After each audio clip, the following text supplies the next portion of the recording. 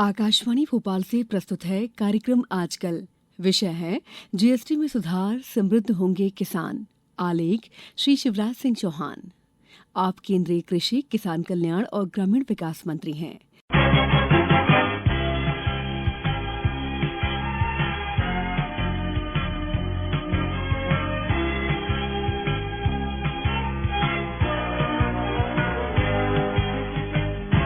खेती सरल हो, उत्पादन लागत घटे और किसान को अधिक मुनाफा हो, इसके लिए निरंतर प्रयास जारी हैं।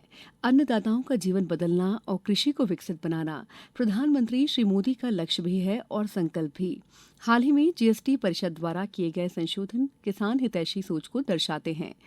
स्वतंत्रता दिवस पर लाल किले की प्राचीर से प्रधानमंत्री ने जीएसटी में नेक्स्ट जनरेशन रिफॉर्म का जो संकल्प लिया था, आज वो नए भारत की समृद्धि का आधार बन रहा है।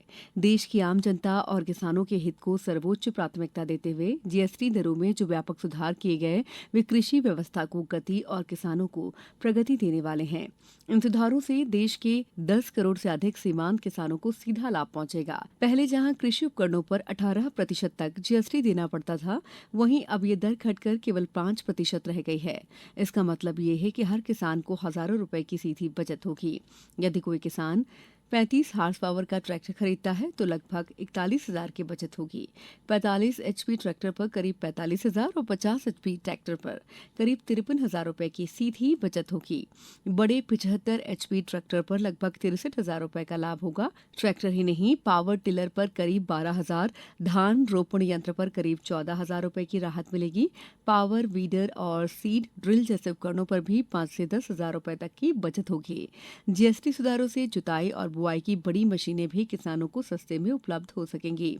14 फुट कटर बार पर करीब 1.87 लाख, स्क्वायर बेलर पर 94,000 और स्टारे पर करीब 22,000 रुपए बचेंगे। ड्रिप इरिगेशन, कटाई मशीन, हाइड्रोलिक पंप और कलपुर्जों पर टैक्स घटने से सीमांत किसान भी आसानी से आधुनिक उपकरण खरीद पाएंगे। इससे श्रम लागत कम होगी, समय बचेगा, उत्पादकता भी बढ़ेगी। खेती के खर्चों में कमी आने से स्वाभाविक रूप से किसान की आमदनी में वृद्धि होगी। ये सुधार केवल किसानों के लिए नहीं बल्कि पूरे देश की आर्थिक सक्रियता और आत्मनिर्भरता के लिए अभिनंदनीय कदम है। इसका सकारात्मक असर लघु और कुटीर उद्योगों पर भी पड़ेगा, क्योंकि उन्हें कच्चा माल सस्ते में उपलब्ध होगा और उत्पादन लागत घटेगी। साथ ही एमएसएमई क्षेत्रों को भी बढ़ावा मिलेगा और रोजगार के नए अवसर सृजित होंगे। मधुमक्खी पालन, डेयरी, पशुपालन और सहकारी समितियों को जो जीएसटी में छूट दी गई है, उससे ग्रामीण आर्थिकी में नई समृद्धि आएगी।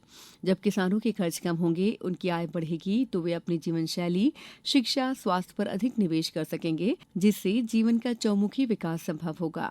आज जब पूरी दुनिया पर्यावरण संरक्षण और टिकाऊ कृषि की ओर बढ़ रही है, तब किसानों को सस्ते दामों पर जैव कीटनाशकों और सूक्ष्म पोषक तत्वों की उपलब्धता सुनिश्चित करने के लिए जीएसटी 12 से घटाकर 5% किया गया है। इससे किसान रासायनिक उर्वरकों पर निर्भर रहने के बजाय धीरे धीरे जैविक उर्वरकों की ओर बढ़ेंगे। मिट्टी की उर्वरता बढ़ेगी, धरती का स्वास्थ्य सुधरेगा, किसानों की लागत भी कम होगी। किसानों की जोत का आकार छोटा है, इसलिए हम इंटीग्रेटेड फार्मिंग और कृषि संबद्ध क्षेत्रों को प्रोत्साहित कर रहे हैं, ताकि किसानों की आय तेजी से बढ़े। जीएसटी सुधारों से खाद्य प्रसंस्करण उद्योग को राहत मिली है। कोल्ड स्टोरेज और प्रोसेसिंग यूनिट्स में निवेश बढ़ने से किसानों की उपज लंबे समय तक सुरक्षित रहेगी और प्रसंस्करण के बाद उसे बेहतर दाम मिलेंगे। सरकार सबका साथ, सबका विकास और अंत्योदय के संकल्प के साथ यही सिद्ध कर रही है। खेत खलिहान को खुशहाली ही राष्ट्र की प्रगति का पर्याय है।